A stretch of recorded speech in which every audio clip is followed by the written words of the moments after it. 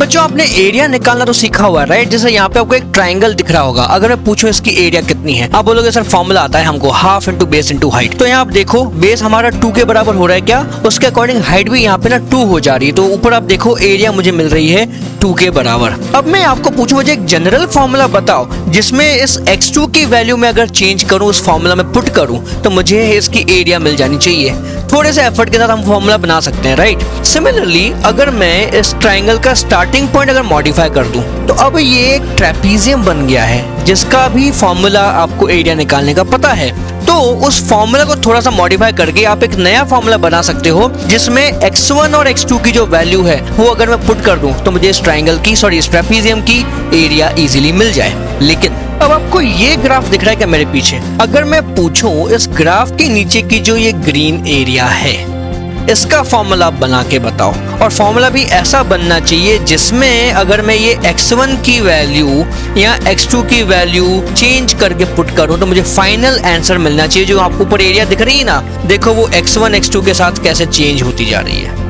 आप बोलोगे सर ऐसा तो हमने कभी सीखा नहीं है, ऐसे कोई भी रैंडम शेप का एरिया कैसे निकालते हैं। लेकिन इस चैप्टर में, इस टॉपिक में जो हम आज स्टार्ट कर रहे हैं उसमें आपको वही सीखना है। वो जो फॉर्मूला है जो मुझे ये एरिया कैलकुलेट करने में हेल्प कर रहा है उसको हम बोलते हैं इंटीग्रेशन। इंटीग्रेशन आप देखो कैसा दिखता है बच्चों, ये इधर आप देखो, ये पूरा तरीका है इंटीग्रेशन करने का। और इस इंटीग्रेशन में मैं x1 x2 की वैल्यूज डालूंगा, मुझे सीधे एरिया मिल जाती है कितनी होगी। और यहाँ पे एक चीज आप और ऑब्जर्व करो, पार्टिकुलरली एक सिंबल आप देख रहे हो कि एक नया सिंबल है। जैसे आपने समेशन किया है, समेशन का सिंबल होता है, सिमिलरली ये इंटीग्रेशन का सिंबल है। तो ये क्या है समझते हैं। तो बच्चों आप इतना तो समझ चुके हो कि इंटीग्रेशन का मीनिंग होता है calculating area under a graph right. और दूसरी बात, इंटीग्रेशन और डिफरेंशिएशन ये दोनों ही कैलकुलस के दो फेसेस हैं, दो साइड हैं ऑफ द सेम कॉइन, ठीक है। और इन दोनों का ही यूज फिजिक्स में बहुत ज्यादा होता है। तो इसलिए आपको इंटीग्रेशन बहुत ही अच्छे से समझना है। और उसको अच्छे से समझने के लिए हमें पहले इंटीग्रेशन की हिस्ट्री में जाना पड़ेगा कि इंटीग्रेशन मेथड जब अवेलेबल नहीं था तब एरिया कैलकुलेशन कैसे होते थे। तो सबसे पहले आप समझो, देखो इंटीग्रेशन बेसिकली दो साइंटिस्ट लोगों का मेन कंट्रीब्यूशन था। न्यूटन, आइजैक न्यूटन अपने फिजिक्स वाले हैं ना, और दूसरा आपका है लिबनिट्ज। लिबनिट्ज एक मैथमेटिशियन था जबकि न्यूटन एक मैथमेटिशियन और फिजिसिस्ट दोनों था। तो इन दोनों को इंटीग्रेशन का मेथड क्लिक कैसे हुआ पहले वो समझना जरूरी है, क्योंकि देखो इंटीग्रेशन में ना एक कोर आइडिया है और वो कोर आइडिया इन दोनों के पहले एग्जिस्ट करती थी। आपको वो पहले का मेथड समझना होगा, तब आप इंटीग्रेशन को बहुत अच्छे से समझ पाओगे और फिर आप उसको किसी भी कॉन्सेप्ट में बहुत अच्छे से अप्लाई कर पाओगे राइट। तो बेसिकली हम अब न्यूटन का थॉट प्रोसेस समझेंगे कि भाई वो इंटीग्रेशन पे पहुंचा कैसे, वो पूरा एक जर्नी हम फॉलो करते हैं। तो हमें पहले समझना है how to calculate area without integration, यानी कि न्यूटन के पहले क्या होता था। पहले एक सिंपल सा एग्जांपल लेते हैं। मुझे स्ट्रेट लाइन के नीचे की एरिया निकालनी है, तो मुझे बेसिकली मान लो ये ट्रेपीजियम की एरिया कैलकुलेट करनी है। कैसे कर सकता हूं, आपको ट्रेपीजियम का फॉर्मूला पता है, लेकिन मैं वो फॉर्मूला यूज नहीं करूंगा, मैं एक इनडायरेक्ट मेथड यूज करूंगा। क्या मेथड है जरा समझो। देखो आपके पास ये पॉइंट है और ये पॉइंट है, इन दोनों के बीच का मिड पॉइंट ले लो। क्या वो मिड पॉइंट ये बनेगा क्या? तो इस मिड पॉइंट से मैं क्या करूंगा, मैं एक हॉरिजॉन्टल लाइन अगर खींच दूं राइट, और अब मेरे पास क्या दिख रहा है, एक रेक्टेंगल मिला है क्या। अब आपको सरप्राइज होगा कि ये जो रेक्टेंगल की एरिया है और इस ट्रेपीजियम की एरिया दोनों एग्जैक्टली इक्वल है। कैसे इक्वल हैं जरा समझो इधर पे। देखो फर्स्ट ऑफ ऑल ये ट्राइंगल और ये ट्राइंगल दोनों ही कॉन्ग्रुएंट हैं, आप बहुत इजीली प्रूव कर सकते हो। तो अब आप देखो इस ट्रेपीजियम में से अगर मैं इस ट्राइंगल को कट कर दूं और उसकी जगह ये ट्राइंगल पेस्ट करूं, तो मेरी टोटल एरिया तो सेम रहेगी एंड देयरफॉर ये रेक्टेंगल की एरिया एग्जैक्टली ट्रेपीजियम के बराबर है। और इसी बेसिक आइडिया का मैं यूज करूंगा कर्वेचर पे। तो अब देखो मेरे पास यहाँ पर एक ग्राफ है और इस ग्राफ के नीचे मुझे ये जो एरिया है कैलकुलेट करनी है कितनी होगी। तो मैं अभी जो रेक्टेंगल वाला मेथड था वो यहाँ पे भी लगाऊंगा, लेकिन कैसे लगेगा जरा ध्यान से समझो। फर्स्ट ऑफ ऑल ये स्टार्टिंग और एंडिंग पॉइंट है, इसको मैं बोल दूं x1 और x2। इनके बीच में जो गैप है इसको मैं बराबर हिस्सों में डिवाइड कर सकता हूं। अब वो कितने हिस्से लेने हैं वो हमारी चॉइस होती है, डिपेंडिंग ऑन कितना एक्यूरेट आंसर हमें चाहिए। तो फिलहाल मैं 4 हिस्से लेता हूं इसके, ठीक है। तो 4 हिस्से मुझे कैसे मिलेंगे, ये यहाँ पे एक मिड पॉइंट, इधर एक पॉइंट है, इधर एक पॉइंट है। तो अब देखो मेरे पास 4 बराबर हिस्से आ गए हैं उस स्ट्रेट लाइन के, और हर एक हिस्से को मैं बोल सकता हूं उसकी विड्थ डेल्टा एक्स के बराबर है। तो अब आप जरा ये फर्स्ट पॉइंट से एक वर्टिकल लाइन खींचो, ठीक है। अब यहां पे और यहां पे मैं इनके बीच में एक रेक्टेंगल कंस्ट्रक्ट करूंगा। कैसे होगा, ये पॉइंट और ये पॉइंट के जोड़ने वाली जो लाइन है उसका मिड पॉइंट ले लो, यहां पे है क्या, तो उस मिड पॉइंट को यूज करके मैंने ये रेक्टेंगल बना दिया है। ओके, अब मुझे बस इस रेक्टेंगल की एरिया कैलकुलेट करनी होगी। कैसे होगी कैलकुलेट, इस रेक्टेंगल का मुझे बेस तो पता है डेल्टा एक्स है, और ये जो हाइट है इसकी वो हाइट मुझे निकालनी है। मान लो मैंने उसको ले लिया y1, करेक्ट। तो y1 height into base delta x उस रेक्टेंगल की एरिया। अब देखो आप, मेरी एक्चुअल एरिया तो ये थी, है ना, जो कि मैं कैलकुलेट कर नहीं सकता, लेकिन मैं इस रेक्टेंगल को कैलकुलेट कर लिया और मैंने यहां से इतनी एरिया सब्ट्रैक्ट की, उसकी जगह मैंने यहां पे छोटी सी एरिया ऐड की है, तो मुझे अप्रॉक्सीमेटली कुछ आंसर मिल गया होगा उसका, करेक्ट। सिमिलरली मैं बाकी के साथ भी करूंगा, यहां पर एक वर्टिकल लाइन खींच दूं, ओके, और यहां पर भी एक वर्टिकल लाइन खींच दी मैंने। तो अगेन ये पॉइंट और ये पॉइंट के एग्जैक्टली मिड पॉइंट से मैं एक हॉरिजॉन्टल लाइन बनाऊं, तो ये मेरा रेक्टेंगल तैयार हो गया। अब मैं इस रेक्टेंगल की एरिया कैलकुलेट कर लूंगा। अगेन y2 डेल्टा एक्स, इसकी हाइट y2 है, तो height y2 into delta x. Similarly ये पॉइंट और ये पॉइंट के मिड पॉइंट से एक हॉरिजॉन्टल लाइन खींचो, है ना। अब आपको ये एरिया कैलकुलेट करनी होगी। Again y3 into delta x. Again फिर इस पॉइंट से और इस पॉइंट के मिड पॉइंट को जोड़ दो, करेक्ट।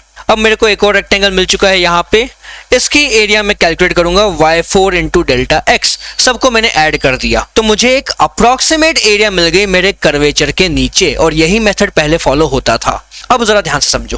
तो देखो मेरा ये वही ग्राफ है, मैंने अब यहाँ पे रेक्टेंगल्स कंस्ट्रक्ट कर दिए हैं। अब आप जरा ऊपर ऑब्जर्व करो, आपको एक्चुअल एरिया भी कितने दिख रही है, 2.3370, राइट। और जो रेक्टेंगल्स मैंने बनाए, भी कितने रेक्टेंगल बनाए, 3 रेक्टेंगल, उनकी एरिया कितनी है, 2.366। तो देखो 2.3 दोनों में सेम है, यानी कि फर्स्ट डेसिमल तक मुझे रेक्टेंगल्स ने अप्रोक्सीमेटली करेक्ट एरिया दे दी है, बस सेकंड डेसिमल पे गड़बड़ है। उसके लिए मैं क्या कर सकता हूं, जरा देखो। अगर मैं नंबर ऑफ रेक्टेंगल्स बढ़ाऊं, 4 कर दिए, तो अब देखो रेक्टेंगल्स की एरिया थोड़ी सी कम हो रही है और वो जा रही है एक्चुअल एरिया के क्लोज। देखो ऑब्जर्व करो, मैंने रेक्टेंगल बढ़ाए, अभी मैं 21 रेक्टेंगल्स लिया हूं, तो 21 रेक्टेंगल्स पे अब देखो रेक्टेंगल की एरिया और एक्चुअल एरिया दोनों थर्ड डेसिमल प्लेस तक एग्जैक्टली सेम है। तो ये बेनिफिट है रेक्टेंगल्स को यूज करने का। अब इंटरेस्टिंग फैक्ट आप देखो, यहाँ पे मैं जैसे जैसे रेक्टेंगल बढ़ाते जा रहा, क्या वो रेक्टेंगल मेरे ग्राफ को एकदम एक्यूरेटली ओवरलैप करना शुरू हो गए हैं क्या। तो बेसिकली यहाँ पे आइडिया ये है कि जितने ज्यादा रेक्टेंगल होंगे उतनी ज्यादा अच्छी एक्यूरेट एरिया मिलेगी, जितने कम रेक्टेंगल होंगे उतनी कम एक्यूरेट एरिया मिलेगी। तो डिपेंडिंग ऑन मेरी एक्यूरेसी की रिक्वायरमेंट कितनी है, उसके हिसाब से मैं नंबर ऑफ रेक्टेंगल्स रखूंगा। और साथ में आप एक चीज और ऑब्जर्व करो, देखो ऑब्वियस सी बात है, मेरे x1 और x2 के बीच का डिस्टेंस तो चेंज हो नहीं रहा है, तो मैं जितने रेक्टेंगल्स बढ़ाते जाऊंगा उतनी डेल्टा x की जो लेंथ है या डेल्टा x की जो वैल्यू है वो श्रिंक होती जाएगी। क्या ऑब्जर्व करो जरा नीचे, वहां पे ये देखो, मैं अगर रेक्टेंगल बढ़ाते जा रहा हूं तो डेल्टा x बहुत छोटा होते जा रहा है। बस यहीं से आपकी इंटीग्रेशन की आइडिया आने वाली है, पे अटेंशन। तो अभी तक मेरे पास क्या है कि मैंने कोई भी रेक्टेंगल लिया तो मेरी एरिया ऑफ रेक्टेंगल कितनी आ रही है, वो हो रही है y डेल्टा x, या मैं लिखूं y i मतलब 1 2 3 4, या जितने रेक्टेंगल हैं उतना वो बनेगा, राइट। अब मेरी टोटल एरिया कितनी बनेगी, यहाँ पे total area will be equal to summation of y delta x कर रहे हैं क्या, राइट। अब इसी फॉर्मूला को मैं कन्वर्ट कर दूंगा इंटीग्रेशन में। कैसे, तो सबसे पहले आपको एक डिफरेंशिएशन से कॉन्सेप्ट याद करना होगा कि हमने पढ़ा था लार्ज चेंज इन x, वो होगा डेल्टा x के बराबर, और साथ में मैंने क्या बताया था, small change in x that is equal to dx। तो अब देखो मैंने यहाँ पे क्या किया, बड़े रेक्टेंगल की जगह एक बहुत ही पतली सी स्ट्रिप ले ली है, राइट। तो इस पतली सी स्ट्रिप की जो विड्थ है आप ऑब्जर्व करो, छोटी सी विड्थ है, उसको मैं लिख दूंगा dx। और इस स्ट्रिप की आप ऊपर हाइट निकालने जाओगे, देखो ऑल्दो मेरे पास यहाँ पे 2 पॉइंट हैं और डायग्राम में दिखाने के लिए मैंने इनके बीच में गैप ज्यादा रखा है, पर एक्चुअली हम क्या कर रहे हैं, गैप को जितना हो सके श्रिंक कर रहे हैं ताकि मुझे एक्यूरेट आंसर मिले। तो श्रिंकिंग गैप की वजह से ये दोनों लगभग बराबर हाइट के होंगे, तो मैं बस एक कॉमन हाइट यहाँ पे ले लेता हूं, ये हाइट है मेरे पास y। अब जो मेरा यहाँ पे रेक्टेंगल बना उसकी हाइट y है और उसका बेस dx है, तो इसकी स्मॉल एरिया, इस छोटे से रेक्टेंगल की स्मॉल एरिया कितनी होगी, मैं उसको y dx लिख दूं क्या, height into base gives area of rectangle. अब इस स्मॉल एरिया को मैं क्या लिख सकता हूँ, dA लिख सकता हूँ, ठीक है, स्मॉल एरिया इज dA। तो जैसे यहाँ इस ग्राफ में क्या करना है, ऐसे सारी स्मॉल रेक्टेंगल्स जो आपको दिख रही है हाईलाइट होती हुई, वो मुझे सारे 1 बाय 1 लेते जाने हैं, उन सबको ऐड करते जाना है। तो अभी तक हम एडिशन कैसे करते आए हैं, हमने लिखा था summation of y delta x। अब जरा ऑब्जर्व करो, डेल्टा x की जगह dx है मेरे पास और यहाँ पे y भी है, लेकिन समेशन की जगह मुझे अब नया सिंबल यूज करना है, वो है इंटीग्रेशन। तो जिससे मुझे टोटल एरिया मिल जाएगी इंटीग्रेशन ऑफ y dx, है ना। समेशन क्योंकि हम बड़े वैल्यूज के लिए करते हैं, लेकिन जब बहुत ही छोटी छोटी वैल्यूज हैं सच दैट वो नंबर ऑफ वैल्यूज बहुत लार्ज हो जाए, है ना। यहाँ पे आपका dx बहुत छोटा हो गया है और उसकी वजह से आपके पास रेक्टेंगल्स जो है बहुत ज्यादा है, मतलब यू कैन से 1000, 10,000, 1 लाख, इतने ज्यादा रेक्टेंगल है। तो ऐसे में हम समेशन को नया सिंबल से रिप्लेस करते हैं, हम उसको बोलते हैं इंटीग्रेशन। और इसको हम अब बोलेंगे this is integration of y with x, okay. तो बात करें अगर हम सिग्निफिकेंस ऑफ इंटीग्रेशन की, हम 2 इंपॉर्टेंट पॉइंट्स तो समझ चुके हैं। पहला पॉइंट क्या है कि इंटीग्रेशन मींस कैलकुलेटिंग एरिया, ठीक है। दूसरा मीनिंग क्या है इंटीग्रेशन का, it is also basically addition, okay, of large number of very small values. Interesting point है, राइट। तो ये दोनों पॉइंट तो एकदम क्लियर हो चुके, लेकिन एक तीसरा मीनिंग है इंटीग्रेशन का, वो क्या है समझो। तो अब तक हमने क्या सीखा है कि ये जो पूरी एरिया अगर मुझे कैलकुलेट करनी है, आई यूज इंटीग्रेशन। कैसे इंटीग्रेट करेंगे बाद में समझेंगे, फिलहाल बस आइडिया पे फोकस करो। तो मैं लिख सकता हूं area equal to A equal to integration of y dx। यहाँ पे कोई हमें डाउट नहीं है। अब मैं क्या करूं, अगर मैं इस जो ये लिमिट है, जो लेंथ है नीचे, मैं उसको चेंज कर दूं। चेंज कैसे करूंगा, मैं यहाँ पे जो पॉइंट है उसको मैं थोड़ा सा आगे बढ़ा दूं। थोड़ा सा आगे कितना बड़ा, dx के बराबर। तो मैं इसको लिख सकता हूं क्या, small change in x, okay. तो स्मॉल चेंज इन x की वजह से मेरी एरिया में भी तो चेंज आएगा। कितना चेंज आएगा देखो, तो उसके लिए मुझे यहां से एक वर्टिकल लाइन ऊपर खींचनी पड़ेगी, ठीक है। और यहाँ पे जो एक नई स्ट्रिप क्रिएट हुई है, इस स्ट्रिप के बराबर मेरे ग्राफ की एरिया चेंज हो गई है। तो इन दैट केस मैं लिख सकता हूं कि this is what, this is my small change in area.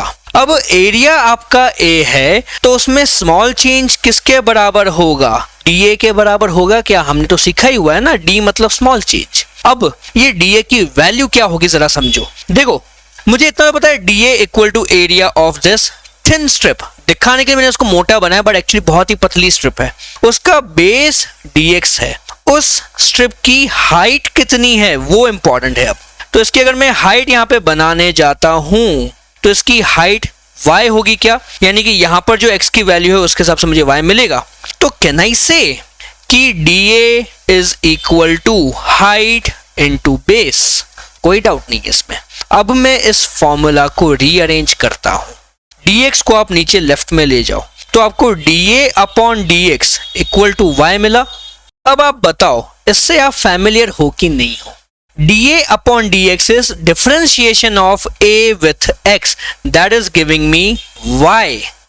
तो यहां से मैंने क्या सीखा कि अगर मैं एरिया का डिफरेंशिएशन करूं, ये मैं कर रहा हूं डिफरेंशिएशन, तो मुझे क्या मिल रहा है, y मिल रहा है क्या। और आप जरा ऑब्जर्व करो, अगर मैं y का इंटीग्रेशन करता हूं x के साथ तो मुझे एरिया मिल रही है क्या। तो बेसिकली y का integration is giving me back area. Area का डिफरेंशिएशन y है और y का इंटीग्रेशन एरिया है। तो दैट मीन्स यहाँ पे क्या सीखा आपने कि integration is reverse of differentiation.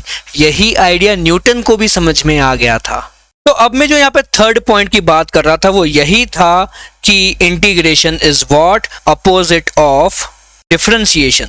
तो ये तीनों पॉइंट मिलके इंटीग्रेशन की बेसिक आइडिया को क्लियर करते हैं और यही जर्नी न्यूटन ने फॉलो करी थी। ओके, तो आपको बेसिक आइडिया लग चुका है, अब इसको आगे बढ़ाते हैं। तो अब न्यूटन ने ये तो समझ लिया कि भाई इंटीग्रेशन क्या है, लेकिन अब उसको फोर्थ क्वेश्चन आया कि फॉर्मूला फॉर इंटीग्रेशन क्या होना चाहिए। तो इसके लिए न्यूटन ने हेल्प ली इस कॉन्सेप्ट की कि integration is opposite of differentiation. और कैसे हेल्प ली ये हम नेक्स्ट लेक्चर में समझते हैं। बच्चों, आपके लिए बहुत ही इंपॉर्टेंट अनाउंसमेंट है। हमने एक डाउट सपोर्ट प्रोग्राम शुरू किया है। ये प्रोग्राम उन बच्चों के लिए जो सेल्फ स्टडी करते हैं, ऑनलाइन वीडियोस देख के पढ़ाई करते हैं, लेकिन जब उनके पास कोई डाउट आते हैं तो वो डाउट क्लियर करने के लिए कोई फैकल्टी उनके पास अवेलेबल नहीं है। तो आप लोगों के लिए हमारे पास ये प्रोग्राम है जिसको आप ज्वाइन कर सकते हो और आप अनलिमिटेड डाउट्स हमसे पूछ सकते हो। इसके अलावा वो भी बच्चे जो ऑफलाइन क्लासेस कहीं ना कहीं जाते हैं या फिर ऑनलाइन भी उन्होंने कोई ना कोई कोर्स लिया हुआ है, लेकिन वहां पे उनके डाउट्स फुली कंप्लीट नहीं हो पा रहे हैं, तो वो बच्चे भी हमारे पास ज्वाइन कर सकते हैं। मैं आपको इसके हाइलाइट्स बता दूं क्या है। Every week 3 to 4 live lectures होंगे जिसमें आप मुझे लाइव डाउट्स पूछ सकते हो।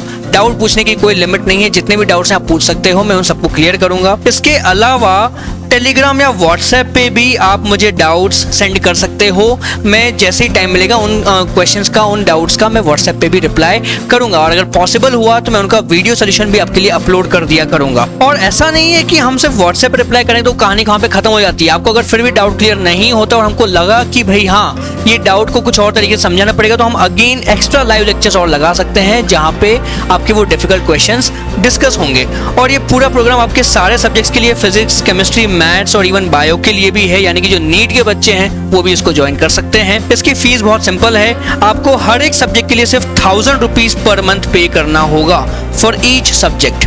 और ये जो मैं आपको प्रोग्राम बता रहा हूँ ये हर एक सब्जेक्ट का इंडिविजुअल प्रोग्राम है। आपको जरूरी नहीं कि आपको सारे सब्जेक्ट ज्वाइन करने हैं। आप चाहो तो एक सिंगल सब्जेक्ट ज्वाइन कर सकते हो, चाहो तो सारे सब्जेक्ट्स के लिए डाउट सपोर्ट ले सकते हो। और जो बच्चे जेईई 2024 की तैयारी कर रहे हैं या नीट 2024 की तैयारी कर रहे हैं, अगर वो भी इस प्रोग्राम को ज्वाइन करना चाहते हैं और अगर वो लमसम में पेमेंट करते हैं, मतलब पूरे 2 साल का डाउट पैकेज एक साथ लेते हैं, तो उनके लिए स्पेशल डिस्काउंट्स भी अवेलेबल है। ज़्यादा डिटेल्स के लिए आप कॉन्टैक्ट कर सकते हैं। व्हाट्सएप लिंक मेरे डिस्क्रिप्शन में गिवन है, वहाँ पे आप क्लिक करिए और मुझे व्हाट्सएप करिए, मैं आपको रिप्लाई करूंगा।